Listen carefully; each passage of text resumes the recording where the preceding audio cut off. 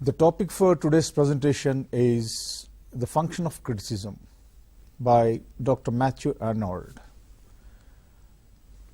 When we think of literature, we should know there are two areas on which literature operates. One is creative activity and the other one is the critical activity. People generally prefer the creative activity and they think it has a superior activity when compared with the critical activity. But Matthew Arnold had a special focus on the function of criticism because he understood that a critic has a very prominent place in society, especially in the field of literature. And in today's class, we'll see what Matthew Arnold wants to present on criticism and its function in the present day, at the present time. Before we go into the topic, we should know the background of what criticism is. We should know the origin of this word. So criticism, the word is derived from the French language, which means critic. And this came into existence in the 14th century. And the word appeared in English in 17th century. And this word in Latin means criticus, which means a judger, a decider, or critic. And you know what a judge does. The responsibility of a judge is to look into the details of the presentation, use his application of the faculty of thinking, analysis, and give his judgment. But in literature, criticism means a judgment which is free from error and which is free from any kind of malice. And when we think of criticism in English, it means literary criticism. Its function is judging and interpreting literature. And when we think of criticism in English, the names of eminent personalities which come to our memory are Dr. Samuel Johnson and Alexander Pope. They can be considered as the pioneers of English criticism. And when we think of the technical meaning of criticism, it means discernment of taste, that is, the art of estimating the qualities and character of literary and artistic works. So this is what criticism means in technical terms. Discernment of taste. The critic is a special person who has the special faculties of analyzing the work of art, and he points out the merits and demerits of the work of art. So this is nothing but discernment of taste. And the general word criticism means judgment. And what does it mean? What does it include? It is a practice of judging the merits and faults of something. So criticism is a very holy activity. It has got a profound importance, or it is a very important faculty of literature because it deals with judging the merits and faults of something. Therefore, the critic is also called a judger, and he is primarily an expert in the field of criticism or in the act of judging. And the activity which the critic does, that is, he engages himself in criticism, and this activity is called to criticize. And to criticize, he needs or he makes use of his special faculty or his special training. And to criticize a thing or the specific item meant for criticism is called critique, C-R-I-T-I-Q-U-E. And the critic will examine the merits and defects of the piece or the work of art put before him or presented before him. So this is in a way called judgment. So criticism is act of judging the work of art, its merits and demerits.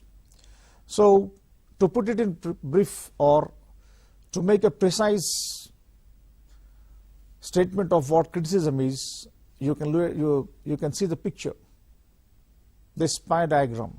So here you find three words. The first one is a literary piece, the second one is literary critic, and the third one is judgment. And these three words put together forms the act of criticizing. Or criticism is nothing but it is a combination of these words. So to criticize we need a literary piece, and to criticize a literary piece we need a literary critic, and the activity which he does is called judgment. So the overall activity is called criticism, and for these three things, and for this criticism we need these three things. When we look deep into the functioning of criticism or the meaning of criticism, we can see on the picture on the slide, it is an evaluative or corrective exercise, a study, evaluation, interpretation not only of literature but also of artwork, film and social trends. Generally when we think of criticism, we only think of literature, but criticism can be found in different fields of our life, social activities, artwork, film and social trends. So these days we find a lot of critics or a lot of discussion on film criticism, and we know what is going on in the discussion. So criticism is not confined to only to the field of literature, but it can be also found in the field of artwork, film and other social trends. And what exactly is this literary criticism? Because we are speaking about English, that is English literature, and here criticism is called literary criticism. So what do you mean by literary criticism? What is the basis for it? So it is nothing but it is a study, evaluation and interpretation of literature. So to understand a work of art, to appreciate a work of art, or to perform an activity in literature, the writer should be a critic, because literature comprises two fields as I told you before, that is creative activity and critical activity. For a writer, he needs both these faculties. He needs creativity and he also needs critical analysis, and this comes under literary criticism because it is a study, evaluation and interpretation of literature. It is the responsibility of the literary critic to perform all these things. Before he passes any judgment on a work of art, it is his responsibility to study the work of art, evaluate the merits and demerits, and interpret what good things are there, fresh ideas, ever fresh knowledge to the public to enjoy or to know the taste of literature. And when we think of literary criticism in English, the name which comes into your mind is Dr. Matthew Arnold. So let's know something about Arnold before we go to the topic, that is function of criticism at the present time.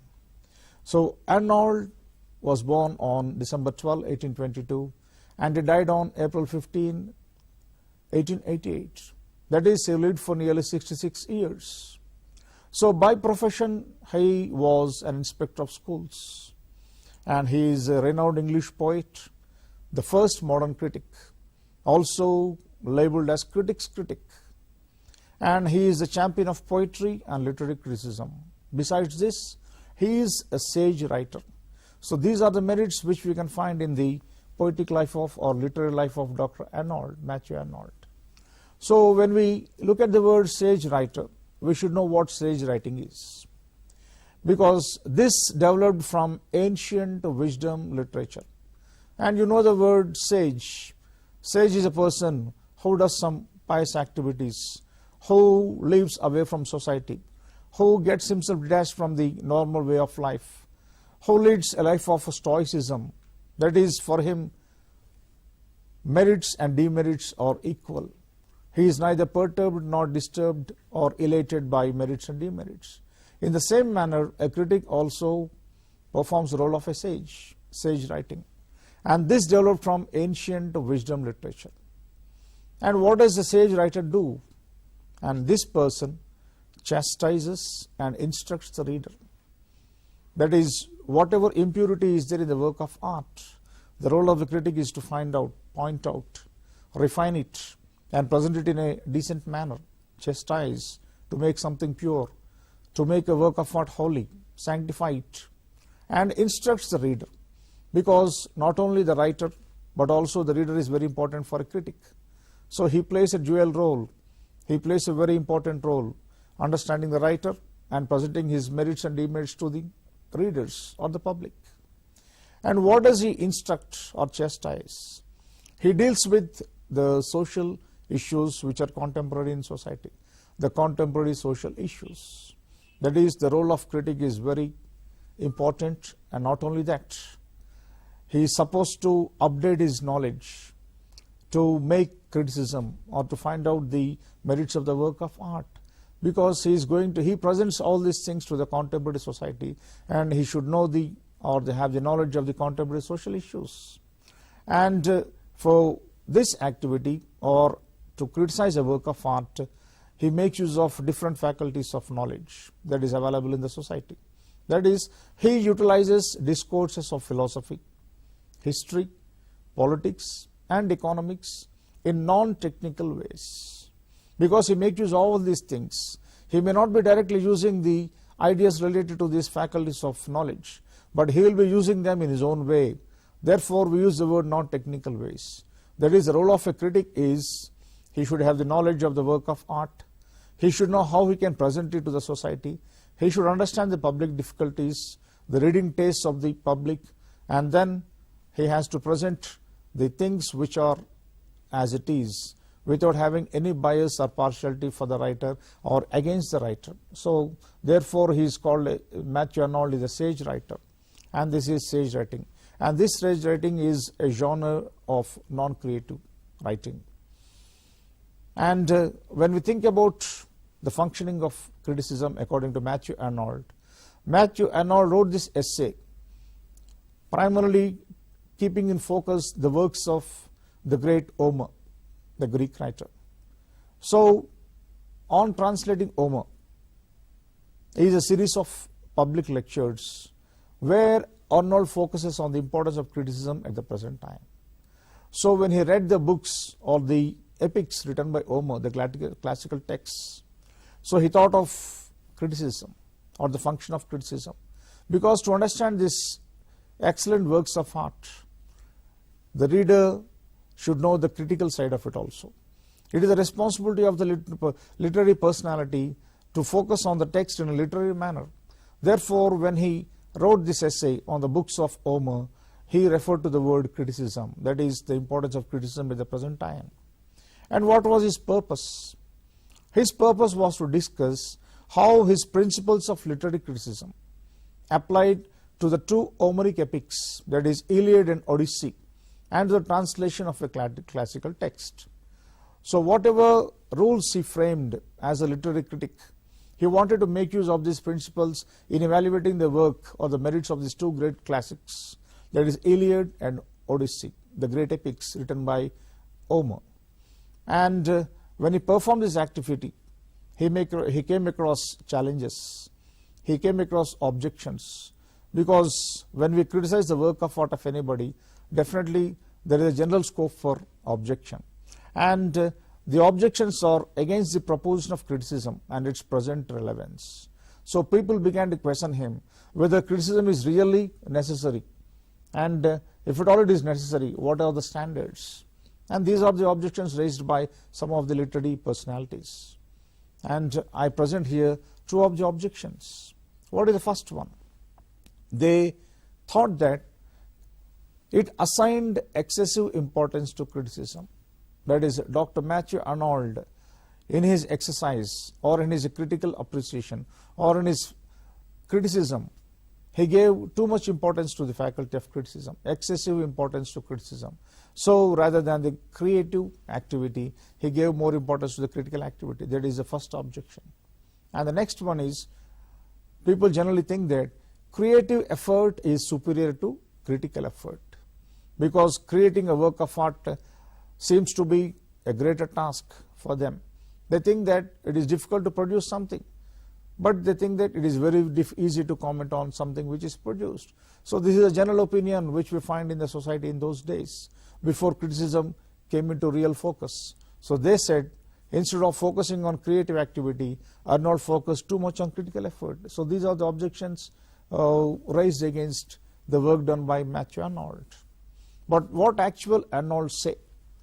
What made these people object the activity conducted by Arnold on literature? So when we look at the slide, we find that he said, of the literature of the Europe and Germany, as of the intellect of Europe in general, the main effort for now many years has been a critical effort. The endeavor in all branches of knowledge, theology, philosophy, history, art, science, to see the object as in itself is really is. So that is what Arnold has said when he referred to the works of art with special reference to Europe and Germany. He said there is a critical activity involved in it. A critical activity is involved in the works of art. They are not only creative, but they have also included critical activity in their works of literature. And this is not limited to only literature. This is limited to all branches of knowledge, that is theology, philosophy, history, arts. The main thing is to see the object as in itself is really is. So when somebody writes a work of art, generally the personality of the writer will come into focus. So depending on the reputation of the person, people try to understand the work of art. People try to rate the work of art. But it is not the duty of criticism. So according to Arnold, the function of criticism is it has to see the object as in itself is really is. Don't bring the personality of the writer into focus. Only try to evaluate the work of art as it is, as a text, but not with reference to some other things. So that is the main concept related to criticism which Arnold has said. Besides this, he added one more point, and he said, and he presented the status of criticism. Almost the last thing for which one would come to English literature is just that very thing which now Europe most desires, criticism. So according to him, criticism was popular in Europe and Germany, but when it comes to English literature, it experienced some setback because of certain writers. So in the words of Arnold, we can see that the last thing one desires of literature is criticism. But in Europe, it became the most important activity. They desired more about criticism. And that the power and value of English literature was thereby impaired. So before criticism entered the field of literature, people used to enjoy creative activities. But once criticism came and took its position, then some writers felt suffocated. They were a bit uncomfortable because the critics began to question the merits and demerits of the work of art. Therefore, the power and value of English literature was thereby impaired. Impaired means a setback was experienced when criticism came into focus. So these things made writers like William Wordsworth and other romantic writers feel a bit inconvenient about criticism. And when we think of William Wordsworth, Wordsworth has no good opinion about criticism. So we can find here, he says, critical power is very low than inventive power. So he makes a comparison. And when he weighs, he finds that critical power is inferior, whereas the creative power is superior. So according to him, he gave importance to the creative power rather than critical power. Because he feels that a critic, instead of consuming his time on criticizing a work of art, it is better to focus on original compositions. He says, consume quantity of time on original compositions. So he feels that instead of wasting time on criticizing somebody's work of art, it is better for the critic to have his own work of art, to have his own original composition, and avoid writing critics on others' compositions. So that is the main objection raised by William Wordsworth. And further he says, if a critic could do these things, it would be better employed. It will be a good activity. Instead of criticizing, better go for creative activity. And it would definitely do less mischief. So he thinks that criticizing a work of art is an act of mischief. So why do you waste your time in the acts of mischief? Better you spend your time on creative activity. So Wordsworth says creative activity is better than critical activity. So criticism takes a second stand or a back stand or a last stand according to William Wordsworth. And he makes a comment, a derogatory statement. False or malicious criticism may do much injury to the minds of others. So he used the words false and malicious criticism because he thought that there is every danger of certain works of art being criticized in a negative manner. And if they are done so If the critic indulges in false and malicious criticism, it would do much injury to the minds of others. That is, the writer may feel humiliated. Even the readers may feel humiliated by such kind of criticism. So, instead of criticism, instead of going for a critical activity, better to go for an activity of creativity. Because he says, stupid invention, either in prose or words, is quite harmless. Criticism, how standard it may be, it cannot be compared with the creative activity. He says, stupid invention, that is, the creative activity may be stupid, either in prose or words, is quite harmless. That is, he gives much importance to the creative activity than the critical one. And Arnold comments on the objections raised by Wordsworth. And he says, Wordsworth is a critic himself. He thinks he is a creative writer. But Wordsworth has also got the faculty of criticism. But he has left no material for criticism. So the material, the poetry or the work of art written by Wordsworth gives less scope for criticism. Because according to Arnold, a writer is supposed to leave his material for criticism, scope for criticism. And he talks about Wordsworth, though his works are profound, he is a man of profundity, though profound, but lacks completeness and variety. That is, a writer should cater to the needs of different public or the tastes of the readers. But it seems Wordsworth focused on a certain group of readers. Therefore, his writings lack completeness and variety.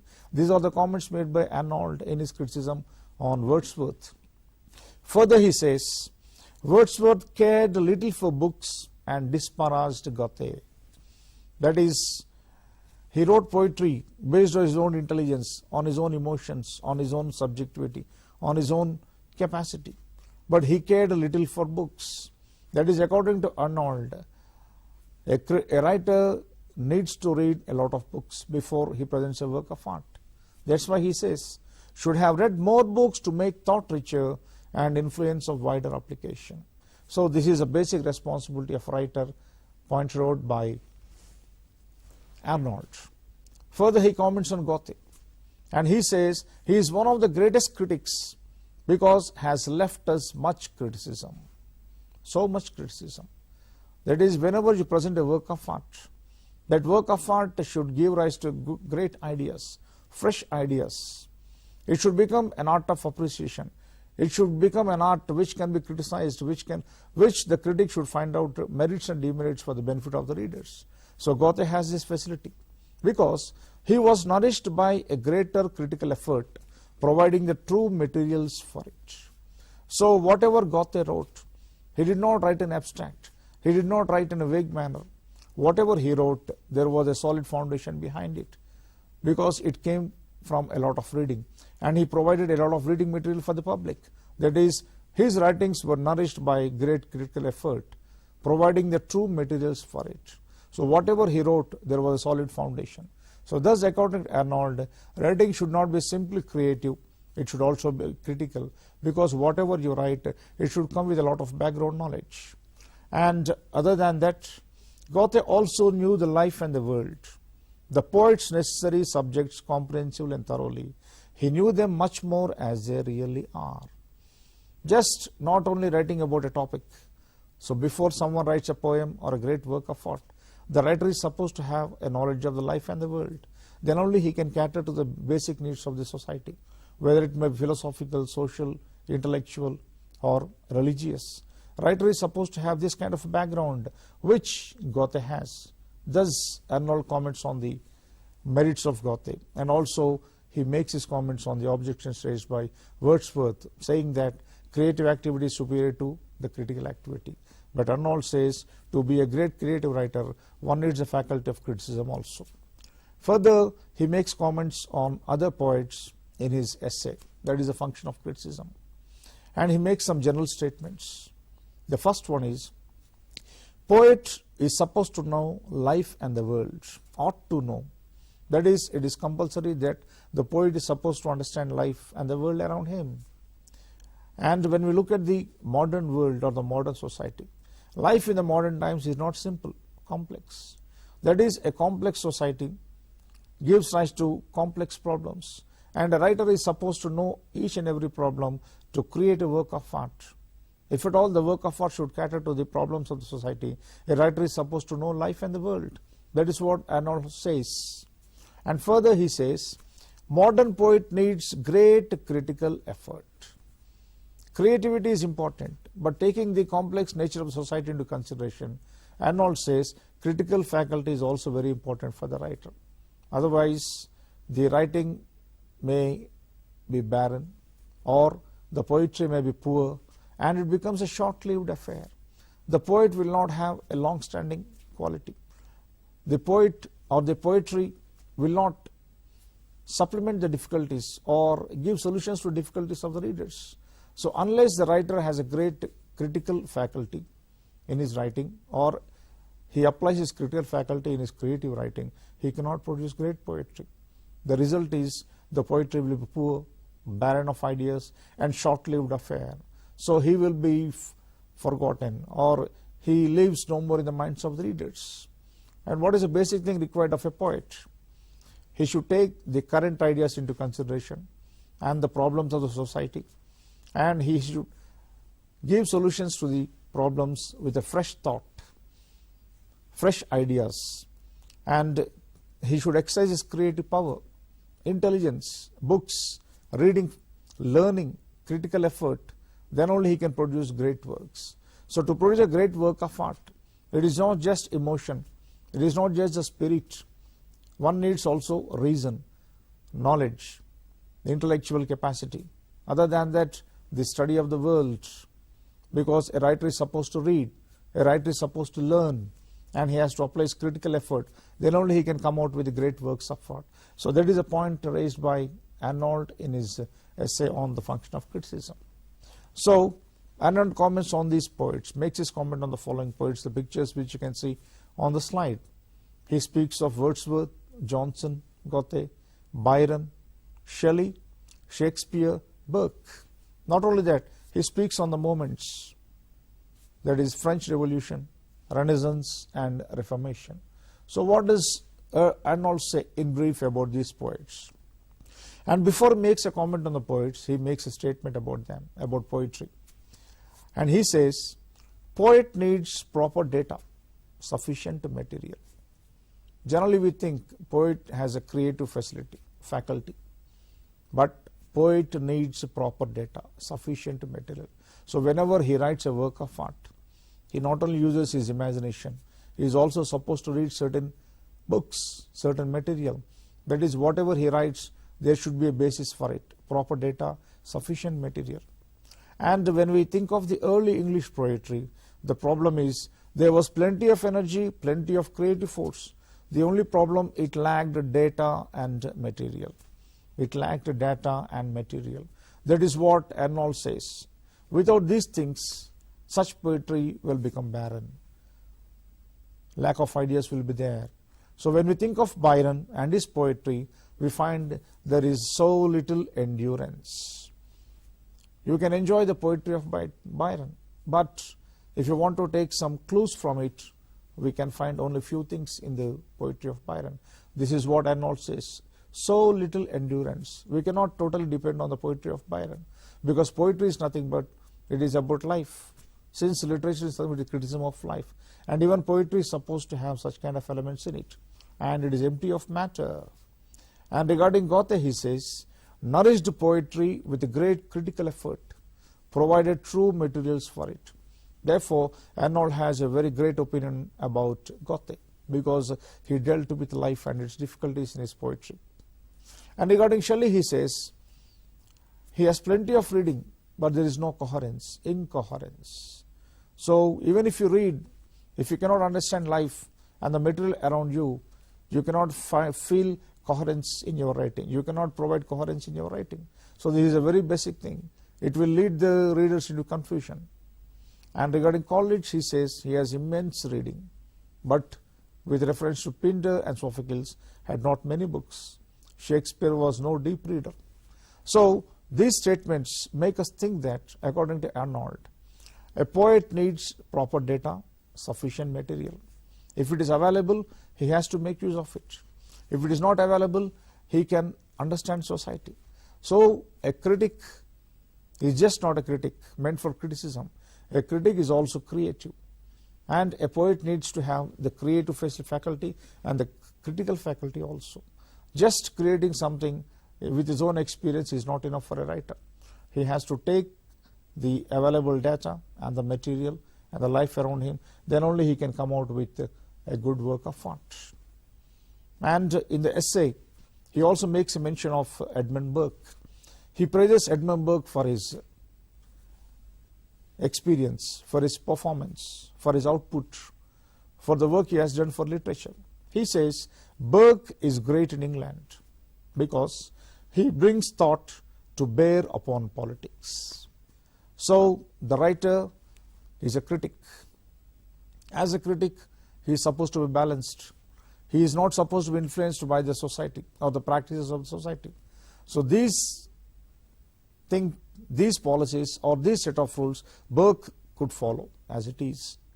A critic is supposed to follow certain rules, and Burke followed it because he did not make politics influence his writings. Instead, he brings thought to bear upon politics. He saturates politics with thought. He was not saturated with politics. His writings were not influenced by politics. Rather, he made his thoughts influence politics. That is the greatness of the writer.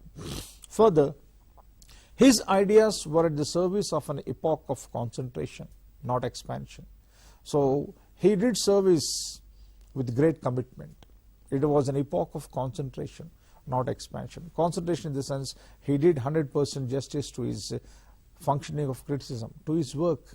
He did not think about his popularity. He did not think that his work should expand, should grow into the world. But he focused on his area of research, area of literature. That is what he did.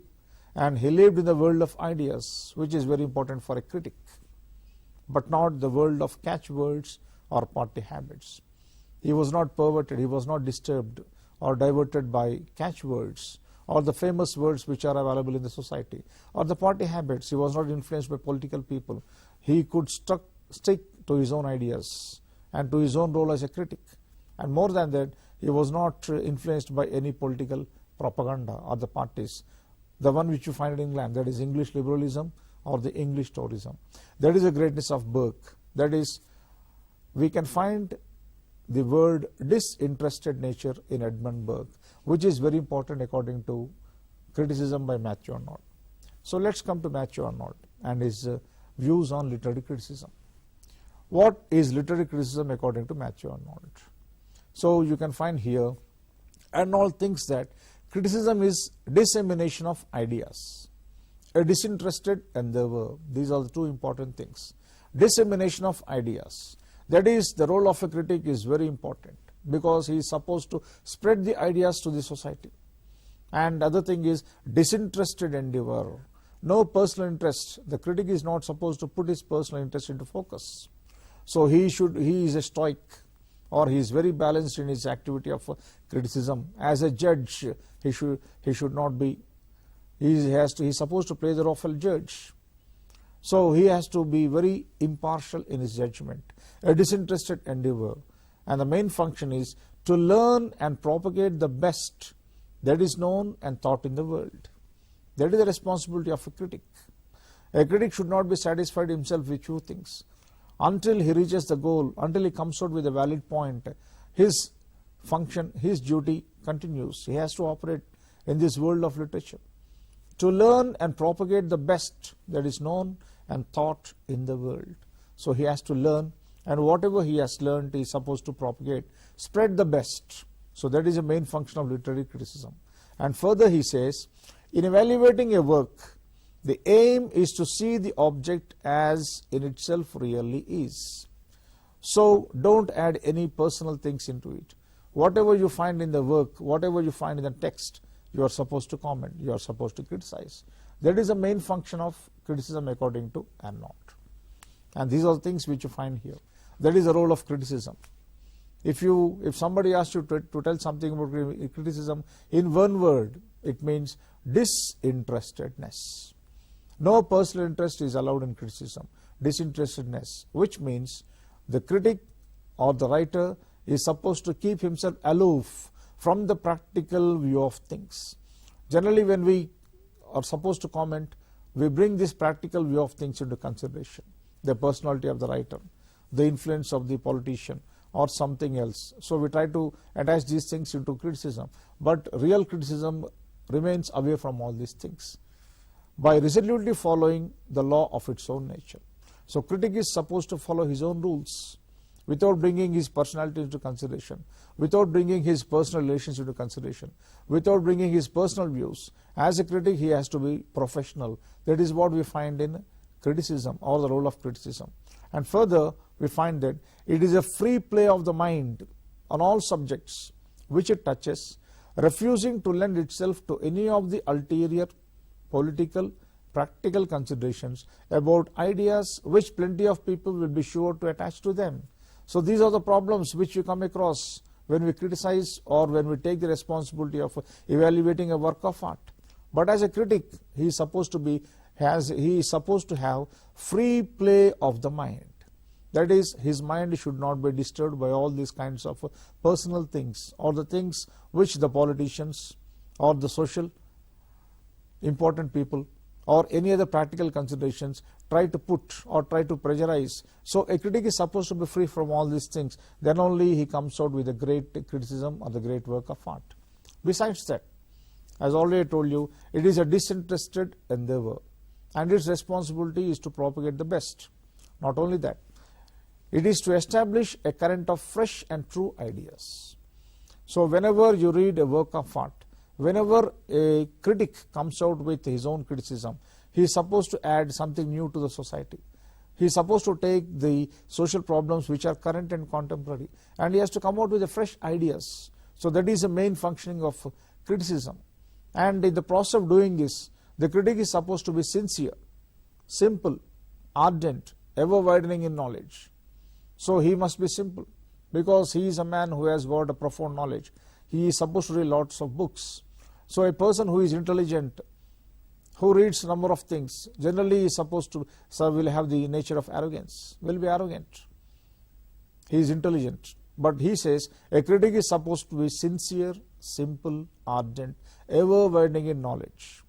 Because if at all he has to criticize the works written by great people, he has to criticize it on par with the creative activity. And real criticism is the exercise of disinterested love, of a free play of the mind on all subjects. That is, he is supposed to have sympathy, courtesy, love, but it should not be personal, it should not be subjective. A disinterested love, and the mind should be free from all personal things. And further, when we come to the definition of criticism, criticism must maintain its independence of the practical spirit and its aims. As I told you, every generation or society has got its own practical problems. So political, social, religious, philosophical. But a critic is supposed to remain himself aloof from all these things. And a critic should not be easily attracted or easily disturbed by the work of art. Unless he reads or unless he evaluates the work of art completely, he cannot come out his own opinion. The thing is, it must express dissatisfaction with well-meant efforts and with impoverishing efforts too. That is, a critic is not supposed to be immediately satisfied with works of art. If they are good, he is not supposed to praise. If they have a negative thing, he is not supposed to make derogatory statements. He has to maintain balance. He has to keep himself cool. That is why I say, it must not hurry, but be patient and know how to wait and know how to attach to things and how to withdraw from them. So these things a critic is supposed to know, and if he contains all these things, it is a good criticism. That is, the critic is supposed to be very patient. He is not supposed to pass his judgment in a haste, because we know that haste makes waste. So critic is not supposed to indulge in that kind of things. He has to maintain balance and should know how to move forward and how to withdraw from such thing of negative things unless he comes out with the correct judgment. And the thing which he criticizes is called literary piece. And what does this literary piece do? Because the literary piece is nothing but it is a grand work of literary genius. It is a work of synthesis and exposition, not of analysis and discovery. So great works are nothing but they are works of synthesis and exposition. That is, a writer is supposed to accumulate number of things, read number of things, read life and society. Then he has to come out with an exposition. Exposition in the sense he has to present certain things which are useful for the society. It should not simply a collection of facts. But from this data, from this material, the writer should come out with good things, meritorious things, advantages. And that is the responsibility of a critic, because critic, the word critic or criticism does not have a negative meaning, it has a positive meaning. Because if the work or the great things about the work has to come out, the role of a critic is very important. He will bring out the merits of the book, which sometimes the writer may not be possible to, it may not be possible for the writer to bring out. And for the creation of master works of literature, two powers must conquer. So he says, to produce a great work of art, we need two things. One is the power of the man and the power of the moment. That is, the writer's capacity is important. At the same time, the situation also is very important. So without the situation, without the society, writer cannot do anything. And the man is not enough without the moment. A writer of this present society, if he writes something about the past, it will have a different effect. But whenever he writes great works of art, he is supposed to take the social conditions or the contemporary issues into focus. That's why Arnold says in his point, in his essay, and the man is not enough without the moment. So it is, moment is as important as the writer or the literary personality. And one more thing is critical power. So when we think of criticism, we should know the role of the critic, we should know the literary piece or the work of art, and to criticize the work of art, we need the critical power. And we think the critical power is only meant for criticizing. But Wordsworth said, creative power has for its happy exercise appointed elements. So critical power supplements creative power. And the creative power has to be very perfect and powerful or influential, it needs critical power. And these elements are found in the critical power. And these elements are within the control of the critical power. That is, it tends to make an intellectual situation for the benefit of the creative power. So if you want to exercise your creative power, you need to take the help of the intellectual power also. These two work together. Then only the work of art becomes more effective. It will cater to the needs of the readers. That is what Wordsworth, Arnold wants to say when he commented on Wordsworth. And it tends to establish an order of ideas to make the best ideas powerful. And further, the benefit of critical power is the new ideas reach society. The touch of truth is a touch of life. There is a stir and growth everywhere. Out of this stir and growth come the creative epochs of literature. This is the salient feature of critical power. The new ideas reach society. So whenever work of art comes out, it should come out with a new idea, and it should be helpful for the society. And criticism does that. The role of criticism is to bring out the new ideas. And it comes out with the truth, which is the truth of life. And this will have a very impact on the society and its life. And great works of literature will come out as a result of this. So that is what Arnold says about the power of criticism or the critical power. Finally, he speaks about the responsibility of a critic, because a critic is none other than a teacher, and he has a mission to fulfill. And you know the role of a teacher. A teacher makes others learn, points out the merits and demerits for a good life. And literature is nothing but is a criticism of life. And as a poet or as a critic, he is supposed to deal with the criticism of life. So therefore, Arnold emphasized the word disinterested when he spoke about the critic. And he says, the critic must be absolutely impartial, without any prejudice or bias against or in favor of any particular author or literary school. He must see things as they really are. This is what Arnold wants to say. So when somebody criticizes a work of art, or when a critic does his activity, he has to take the work of art as it is, without attaching any personal benefits to it or personal opinions to it. He should be unbiased. So these are the very important things related to criticism, which Arnold wanted to present in his essay, The Function of Criticism at the Present Time. So he specially focused on Wordsworth and the Romantic writers. So He raised his, he made his comment against the objections made by Wordsworth. He appreciated Goethe, Edmund Burke for their efforts, because their efforts dealt with the available social problems. They did not simply imagine, but they have taken the support of the available material and data which a writer is supposed to take. So creativity is not something different from critical activity. Both have to come together to produce a very great work of art. So for today, we'll stop here, and in the next class, we will deal with the other functions of criticism as are dealt by Arnold in his essay, The Function of Criticism at the Present Time. Hope you have understood the importance of criticism, and only thing that criticism is not a negative activity, but it is a constructive activity which will bring out the merits of the work of art. It will not only bring out the merits but also the demerits for the good cause of the public.